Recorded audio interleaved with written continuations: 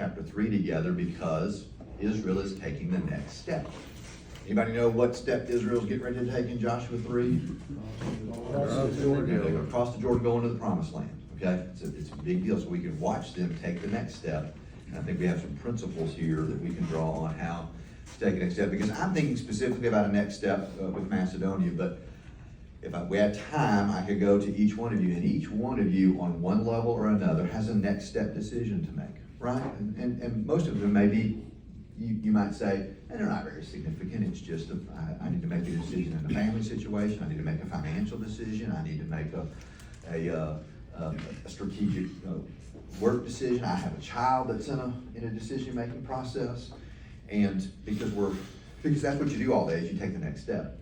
And what we tend to do is we take the next steps in our own wisdom and we just sort of do what we think we ought to do, and don't learn how to significantly consult with, so it's not even the right word, but go to our leader, our Heavenly Father, and let Him guide us on how to take the next step. And so whether your decision is big or little, there's a discipline in here about how to take the next step. So y'all listen and give me some of your thoughts, and then we'll dive in and then we'll pray.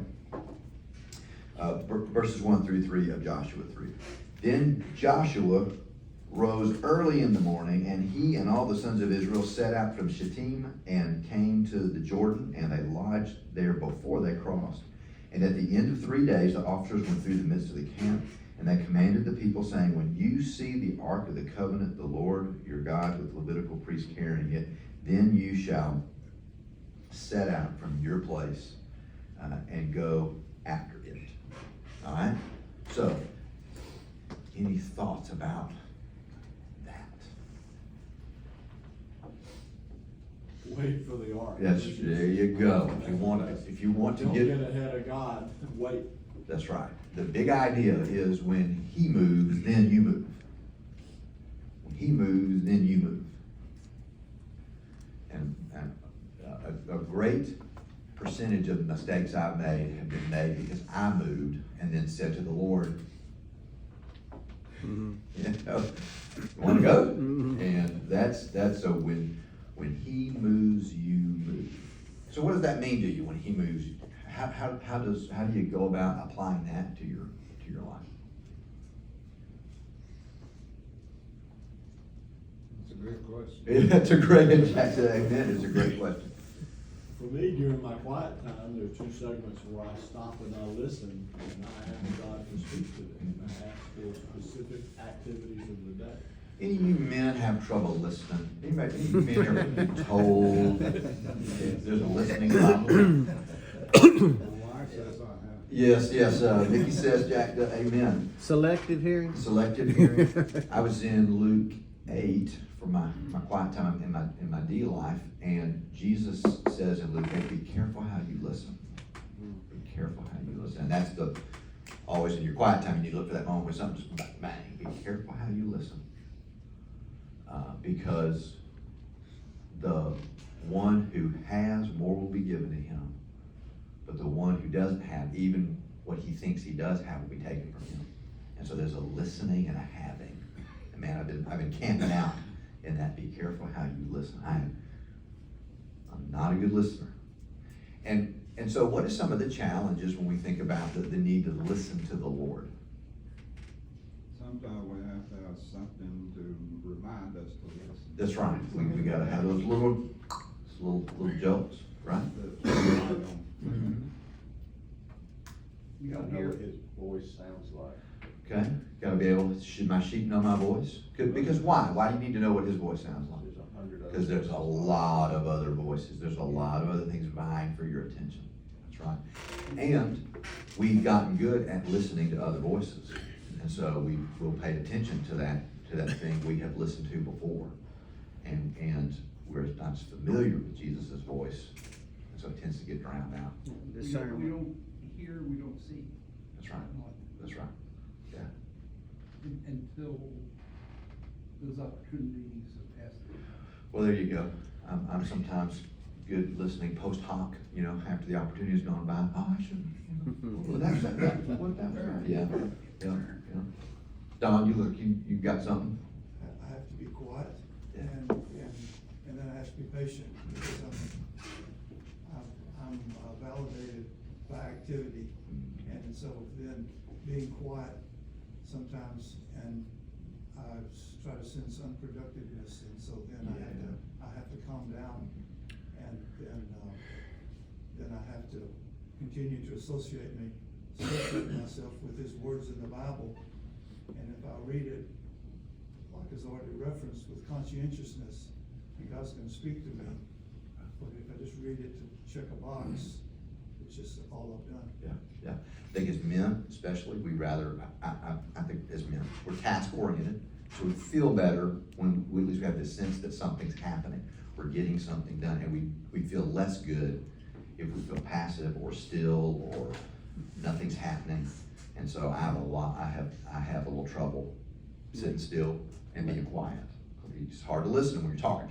So you gotta close your mouth and listen. And that is another thing, calm down.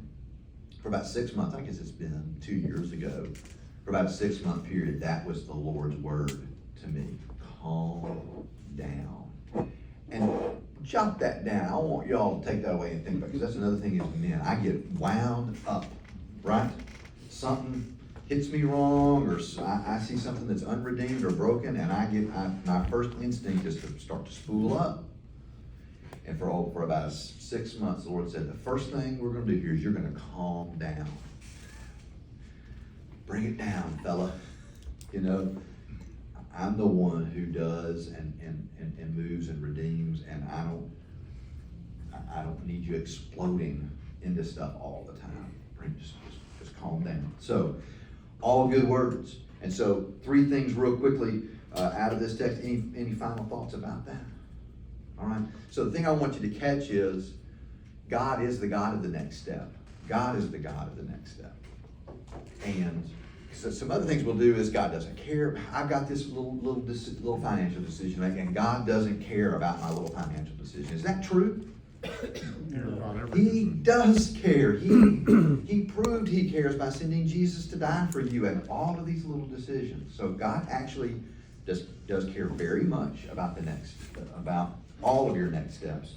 He's the God of those next steps. He has them worked into his great purposes. And every single one of you can tell a story of how something that you thought was very small wound up being huge, right? The tiniest little thing. But if you'd gone right instead of left, you would have missed who you ended up marrying, or you would have not had an encounter that opened the door to a God-ordained career change. Or if you hadn't started out when you started out, you would have missed that conversation at the pier and not met a person who you were able to plant a seed for the gospel in. And I could go on and on. So 3 things in this. First of all, the design of the step. The design of the step. Chapter 1 of Joshua, verses 2 through 6, some of my favorite verses. Moses, my servant, is dead. Therefore arise, cross this Jordan, you and all the people, to the land which I'm going to give them, the sons of Israel. Every place on which the sole of your foot treads, I have given it to you, just as I spoke to Moses. From the wilderness all the way around to the setting of the sun will be your territory. One of my great hopes and prayers for my life is that I would get to a place where everywhere my foot falls is in the center of God's will. It's called heaven. Well, but heaven can be breaking in now, because what God says to Joshua is, my desire for my people is that they would be in a place now where everywhere their foot falls, it lands in the center of my will for your life. That is a good goal. That's the point. You said one time in here that we're poking holes in the full floor of heaven, and the light of heaven is shining through at our feet. That's right. And that's about the best we get. That's right. And that's what, and what's God's purpose for having Israel in the center of his will, making the journey they're fixing to make? What's the ultimate? To make God known. That's right. To make the greatness of God known in all the earth, to be established in this land that he's given to them, so that the whole world might know. To recreate Eden, to recreate this place where for a while Adam and Eve, everywhere their foot fell, they were in the center of God's will because they were in the center of God's place for them. And so the point, because the people of God are going to be walking with purpose and kingdom effect in the center of God's will. That's how they're going to be walking moving forward. How had they been walking up to this point? What was their walk like? Grumbling. They were grumbling, where were they walking? In circles. In circles. You can wander or you can walk in the center of God's will. Those are your options. Which do you prefer for 40 years? And I did a little analysis of all the place names in the wilderness wanderings, and it's a big circle. They were just walking in a big circle. I know that nobody in here's ever felt like they were walking in circles. Right? Those are your choices. So you can walk with purpose. Everywhere your foot falls, doing the thing that you designed. When had God first made this promise about this land and this life in the land? Who had he first promised it to? Abraham. Abraham. Abraham. All these 100 years before. That's been God's plan all along, is to bring this people into a land and then through this people to bless all the families of the earth. And so God owns the land. God gives the land. This is his plan. He's moving them forward. Moses, my servant, is dead. I think Joshua struggled that now it was his. He had a job to lead, and Moses was gone, and so he's struggling on. Can I be as good as Moses? Am I going to have that kind of effect? And God is saying, man, this is the plan. Galatians chapter 5 verse 25, since we live by the Spirit, let's keep in step with the Spirit. Since we live by the Spirit, we're sons, we're heirs with Christ. And so this way of being in the world is what God has for us. What is the physiological nature of walking or taking a step? If you don't shoot an azimuth, you'll walk in a big circle. Do what now? You don't pull your compass out and shoot an azimuth to the furthest tree you can see. All right. Walk at a huge circle. Right. Gotta have a goal in mind. That's right, in order to walk straight. But even in taking a step, I'm really talking about anatomically. What's required for a human being to take a step? Balance. Do what? Balance. Energy. You gotta go forward. Watch where you're stepping. That's right. You gotta watch where you're stepping. And the truth is, it's a controlled fall. It really requires you to lean forward and get your center of gravity out in front of you, and then this amazing process begins. Your next step catches the weight, redistributes it, pushes it forward. My point is this: your ability to take steps is a physiological miracle, and there's a degree to which modern science still doesn't understand all of the rapid dynamics of balance, sight, inner ear. Harold can give testimony of what happens when that little tiny little inner ear thing gets a little out of whack. Woo! We can all give testimony.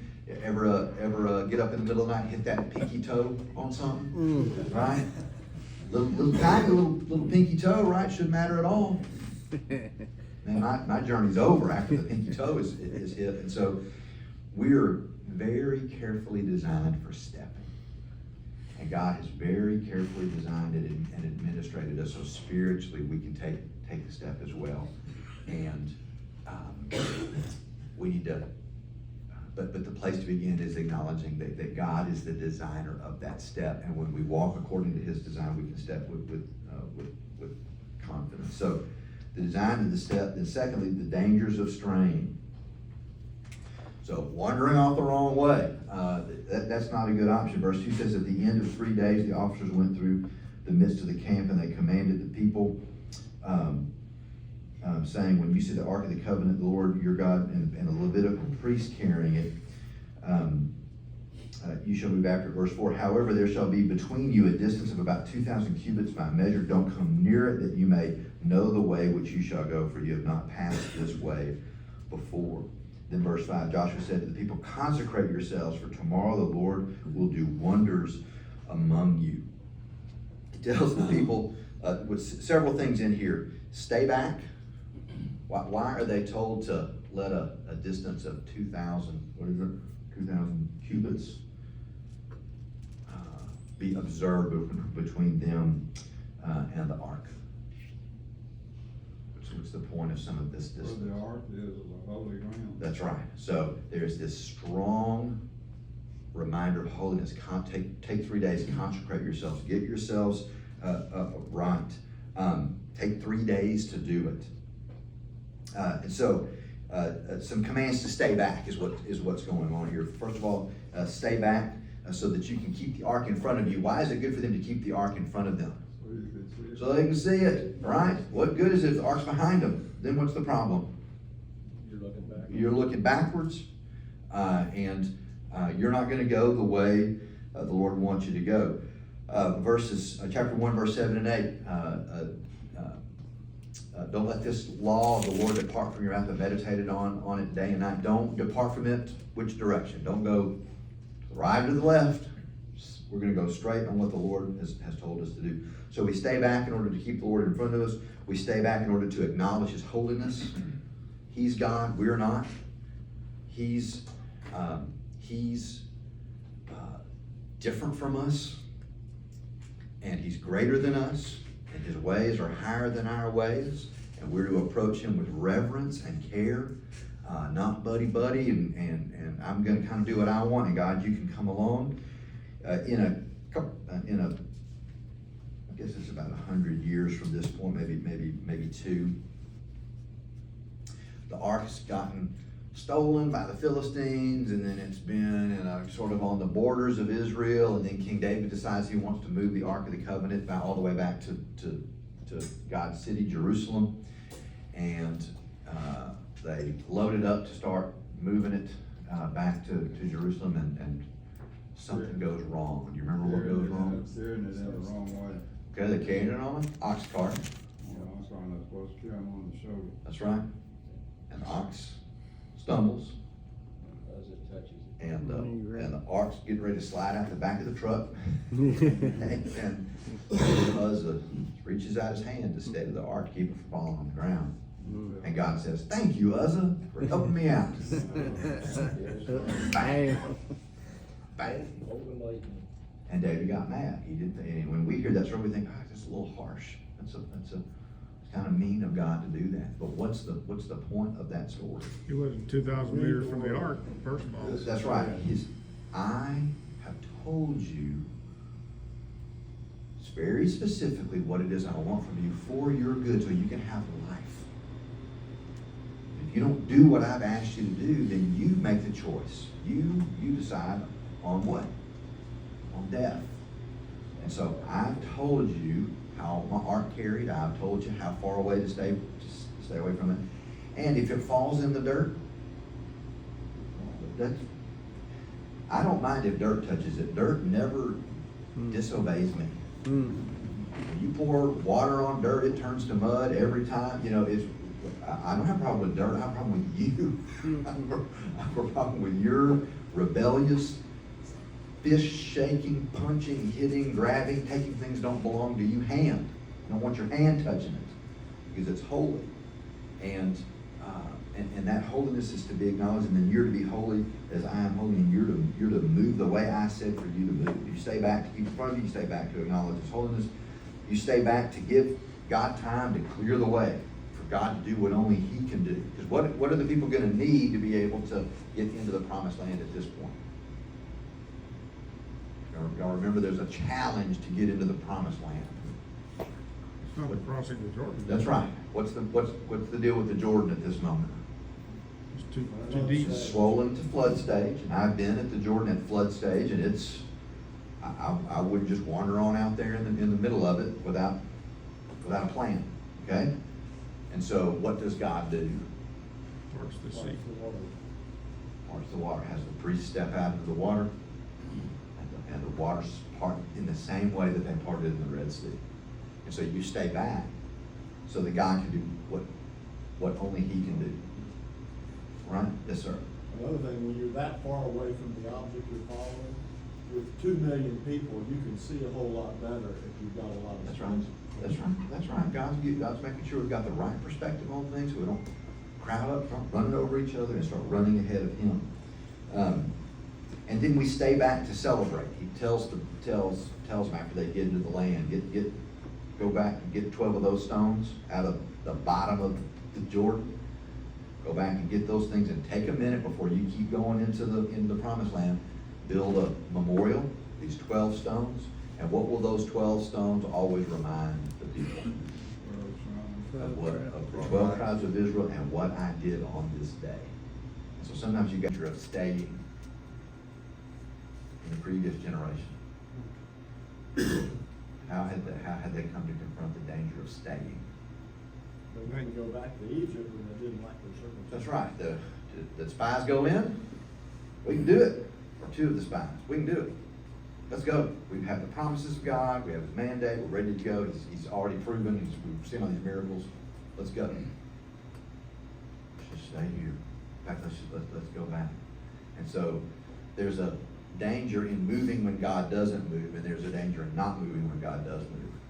And I probably make my mistakes about 50% either way, as all of a sudden God starts to move. Because when God moves, what sometimes characterizes the kinds of things God does when He begins to move, that make it, the things that make it hard sometimes for us to move with Him. We don't fit our plan. God doesn't do things like we would do it. Right? It's timing, the circumstances. Because what's the next stop? What's the next encounter you can remember that the nation of Israel has after they get into the promised land? What's the first assignment? Take Jericho. Jericho, right? And Jericho's a really normal approach to war, isn't it? Right? Isn't God's plan that He gives to Israel just to ride out of the military guide at West Point? What's the plan to take Jericho? March around. What out, you're gonna march around some circles, you can blow some horns, and you're gonna come back, and you do it on the 7th day, you'll do it 7 times, and then the wall will fall down, and y'all go in there. Come again? I mean, we got the swords and the catapults. No, I'm not using any of that. You're gonna march around in a circle, blow some horns. So it's sometimes hard. I have often thought that's the plan. And why does God, especially the first battle in the promised land, why do you think God arranges it to be fought that way? He wants to show He's in charge. So that you will do what I say. The battle belongs to the Lord. And if you don't get that part, you're going to fail over and over and over again, like they do in the next battle in Ai when they're told not to keep anything, and they do. Messes everything up. And so it's sometimes hard to get started with the Lord, because rarely does the Lord do things the way we would do it, because He's calling us to step out on faith, have a greater vision. The Lord wants to do more than we can conceive of. And so we've got to make the decision to move. When the ark moves, you move. God is the living God who goes first. Christ is pictured in all of this, the priesthood, the Ark of the Covenant, the Hill of Stereon, the one who moves first, the one who moves first to us in salvation. And this call in the book of Galatians, if we live by the Spirit, here's a little Greek for you. It's called a first-class conditional sentence. If you really want to blow your mind up, try to learn some Greek. Anybody ever learn Greek? Well, there's 4 classes. There's 4 different constructions of how to set up a conditional sentence, and they all have a bunch of moving parts to them. And so, if you want to say, if I'm going to do something and the result is it's going to happen this way, then it's a first-class conditional sentence, and it has a set of forms in it, and that's what's going on here. Of course, Hebrew is the same way. These are these. In Galatians it's Greek, and so what Paul is saying is, since we live by the Spirit, since this is true, that the Christian lives by the Spirit, then the nature of that is he will be keeping in step with the Spirit. He'll be walking where the Spirit wants him to go. And when you move that way and you move in the will of the Father, then you have this experience of every step being in the will of the Father. And every step can be a significant transition into something that's world changing. The human history is populated by big steps. On January the 10th, 39 BC, that's right, Caesar crossed the Rubicon. Anybody ever heard of crossing the Rubicon? What does crossing the Rubicon mean? You can't go back. Can't go back. Crosses the Rubicon with his army into Rome, and you're not supposed to do that unless you're the big boss. And so when Caesar crossed the Rubicon to come back into the city of Rome, he's now the emperor. He's in charge, and human history turns on the establishment of Caesar, not 39, 69 BC. Anyway, Christmas Day, 1776. Washington crosses the Delaware. Everything had been going wrong up to that point. We talk about 1776, what a great year in American history, but really it was the Declaration of Independence, and then they lost every battle for the rest of the year. It was a tough year of retreat and difficult. It was terribly cold winter, the winter of our discontent, and then Washington crosses the Delaware. He surprises the British, shows up in Trenton, I think, crosses back in Trenton, New Jersey, wins the Battle of Trenton, and the Revolutionary War turns. And the crossing of the Delaware, we're all familiar with that picture. Washington in front of that little boat. The Allies crossed the Rhine in March of 1945. And when they finally crossed there, the last nails were being hammered into the Nazi coffin, and the end of the war in Europe was in sight as that occurs. And so, July 20th, 1969, an important step, an important crossing. July moonshot. That's one small step for man, one giant leap for mankind. Right when Armstrong jumped off of that ladder, landed on the surface of the moon. One step changes everything. And so your day can have some steps like that in them, if we'll move when he moves. All right, so let's pray. What are some things we need to be praying about this morning?